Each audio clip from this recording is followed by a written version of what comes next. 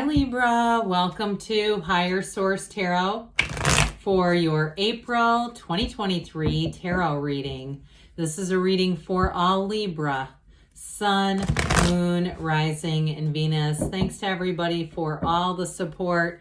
I send you love and appreciation right back. And if you're new here, welcome. I post new readings on Friday, then again on Monday. So if a reading doesn't fit, just come back in a couple of days. You can watch a new reading. Fridays are always a general reading, so those will bring in aspects of money, love, moving, anything you could be asking about, really.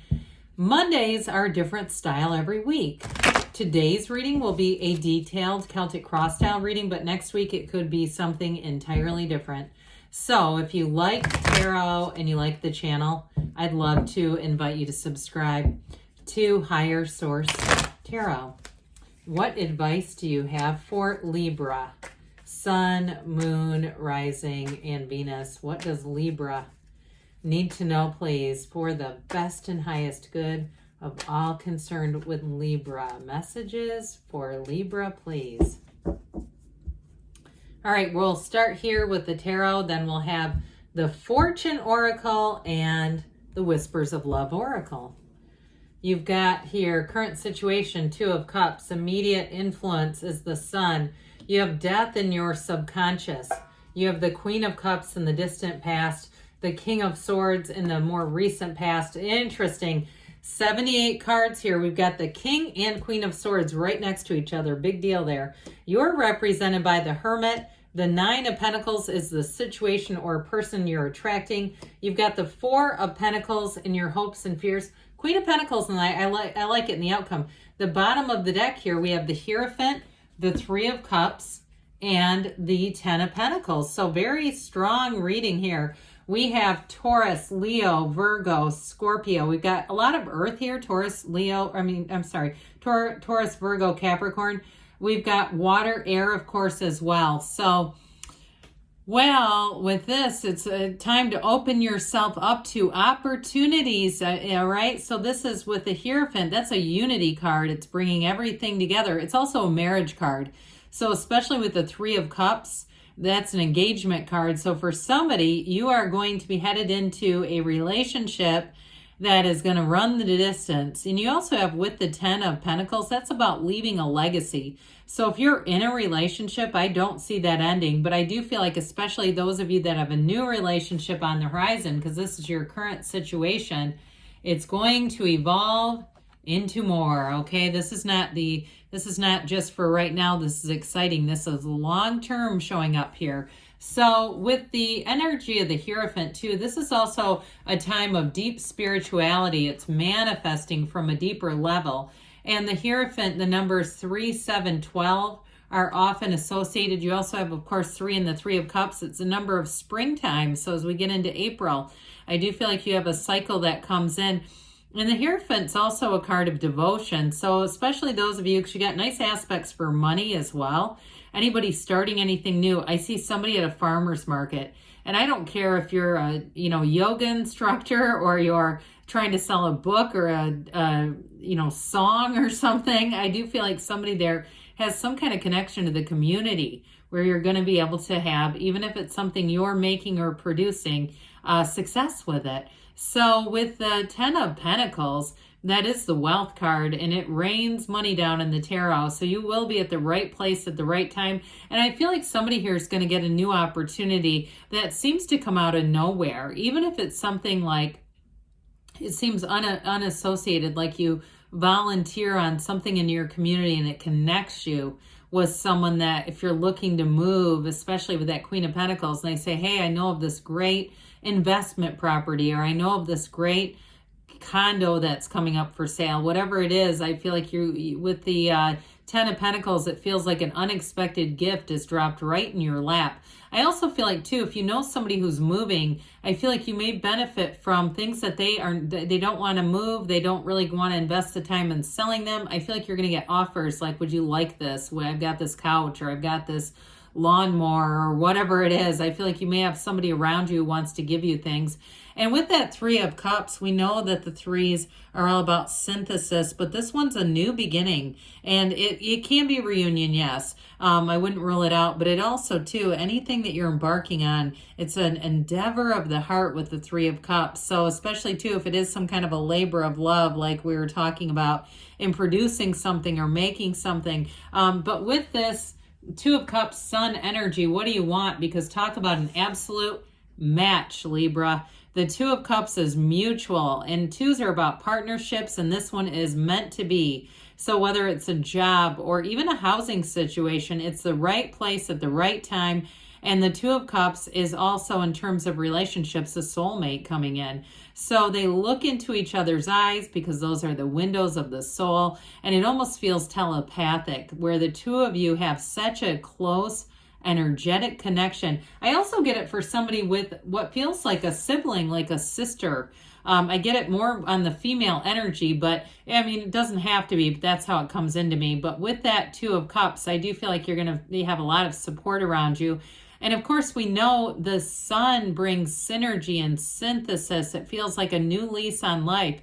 It is a card of victory, but it's also about the truth, being true to yourself and moving forward with integrity, but with an openness. The sun is a hell yes card.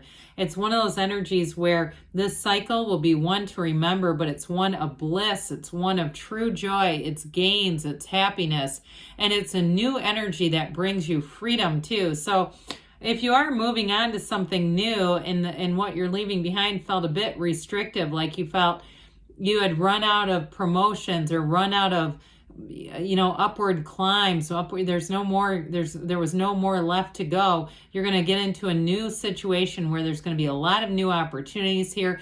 And I do feel like somebody here moves into a better climate. I get even that, where you move into something, especially if you have allergies and somebody's moving out of a place that has a lot of rainy season and there's just a lot of what feels like, things in the air that you're breathing in, and it's making it difficult. So, well, the Death card is one of the greatest transformations in the deck. You have a dawn of a new day coming in, and your subconscious is calling it forward. And so with the subconscious, this is also your higher self, the skeleton, saying, hey, let's let go of the past. If you had a family of origin and there were traumas, there was pain and trauma in the past, this is all about leaving that behind and allowing it to serve you, to sculpt you, and to really allow you to have a beautiful life as you move forward. Now, for some of you too, if you are leaving behind a relationship, you've got this Nine of Pentacles over here. Even if it was a divorce or something that was serious in terms of the level of commitment, I still feel like you're going to move on and you got a new relationship coming in.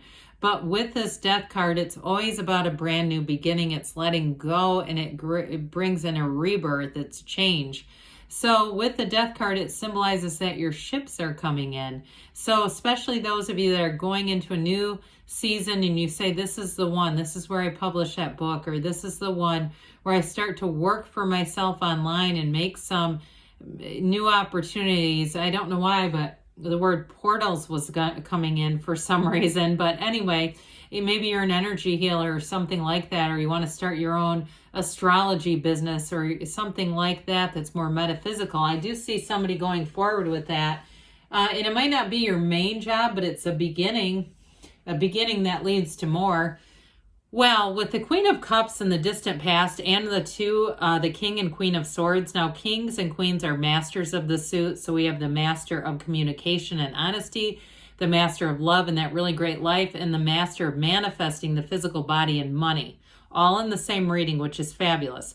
But this, I feel, is related to that air energy where somebody was giving too much of themselves. This is like this queen does and does and does for everyone else, but doesn't put her own oxygen mask on first. So it can lead to a lot of burnout. Now, she does it from love. So I do feel like somebody here, you may have had to set some boundaries, especially if you had somebody who was really tapping into you or even energetically tapping into you. This queen is very intuitive. So it also could have been you getting an energy shift where your intuition got louder and louder. And especially if you had some kind of energy vampire around you, I feel like you've cut them out of your life. whatever it was, whatever was not serving you here, this King of Swords comes in to lay down the law. Now this king, he cuts once and doesn't ask questions, okay? There is no measuring here. This is my way or the highway. Now, for some of you too, if you did end up having a job that changed and it was not without your input, it was one of those things, I do feel like that pushed you into doing more on your own, exploring new avenues. It kind of gave you that nudge to say, hey, maybe you want more autonomy than this. But either way with this, I mentioned earlier, if it was you putting up a boundary, like you had a job that just expected a lot from you, especially if you were in some kind of like emergency medicine or emergency management, I hear something like that, where it just feels like whatever it was, or if you were on call, even if you were like an engineer or something and you had to carry a pager when you went on vacation because it was your days to be on call. Pager, does anyone use those? I don't know, but whatever. It just feels like there was something about that it was permeating a boundary that shouldn't have been. So this becomes your best friend. Meet our friend, the King of Swords, right? And so with the Queen of Swords here, this is highly intellectual energy. She turns her wounds into wisdom. So she shows up to say, you will not make that mistake again. So if it was a relationship, I mentioned you have a marriage coming in. Now, it doesn't have to necessarily be the ceremony.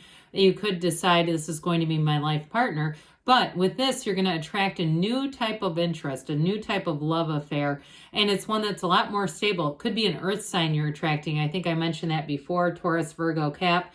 But with this too, it's also an energy. I mean, the Queen of Swords is hilarious. So it's not being callous. It's not being wounded and jaded. This is saying, hey, I've been down that road before and I'm not going down that one again. But with this Queen of Swords, your delivery is fairly comical. In fact, I see somebody here who makes themselves laugh. No crime in that, because it's actually funny. So with the energy of the Hermit, this represents you here, Libra. So even though it's Virgo energy, this, you may find that you have a tendency to want to have some downtime, some alone time, but I feel like you get a lot out of it. This is telling you you're going through a transition when you have the Hermit showing up, but it's also saying you're on the right path. So with this, it truly is a time of inner guidance. You connect with your highest self here.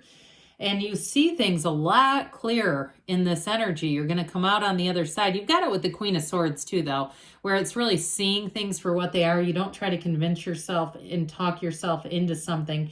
But ultimately, the Lantern that guides the Hermit, this is guiding you into a better place. And so it's a very positive card. It's a card of support, of healing, of finding your purpose, finding your direction. And ultimately, it's finding yourself. The Hermetic teaching here is know thyself. And we don't get this from walking around a mall or sitting in a coffee shop. It really, truly is about that internal spiritual connection. But ultimately, it leads to accomplishment. It leads to achievement. So for some here, with anything to do with a job, with the Nine of Pentacles, she stands in a small paradise. It is money coming in. And nines are achievement as well. You have attainment, achievement, accomplishment repeatedly in the reading. Now, for some of you, in terms of a relationship, we've got both the 9 and 10. So the 9 is, of course, we know that energy of really feeling confidence, having material stability around you. But the 10 also brings in that influence of relationship connections. And the 9 also is truly being connected in terms of your social circles, having invitations, things like that. So I do feel like you're bringing somebody in who I feel is ready to share their life with somebody. They've got a bit of a 9 of Pentacles energy, like they've got their act together. And if this is you, if you say you're not sure what to do because you're not sure you want to let anybody in, I feel like they're talking right to you with this. With this 4 of Pentacles, it can be a bit closed off. It also can be disciplined. So I feel like, too, you're not going to allow yourself to get into the chemistry of a relationship and just jump right in. I do feel like you're going to want to have some kind of mental connection as well, emotional, spiritual, mental, and quite frankly, a financial and physical match as well. But I feel like with that Queen of Pentacles, you're going to be delivered something really special here. She gazes at that pentacle because she's proud. She is, she feels the love for the situation in her life. So some of you, in terms of a partnership, It's going to be a partner who you can trust down to the core. Somebody who is very, not only reliable, but they're generous with their emotions. They're generous with their time. And with this, in terms of business and money, it's definitely attracting an upgrade. So let's see here what the Fortune Oracle has to say for you, Libra, about money, attracting financial abundance and prosperity, please. What does Libra need to know about financial abundance and prosperity?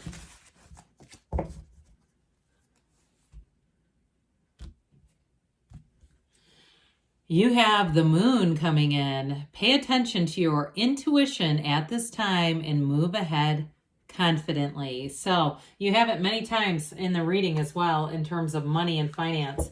Let's see what the whispers of love want to tell you about love. What does Libra need to know about love, please? Messages for Libra.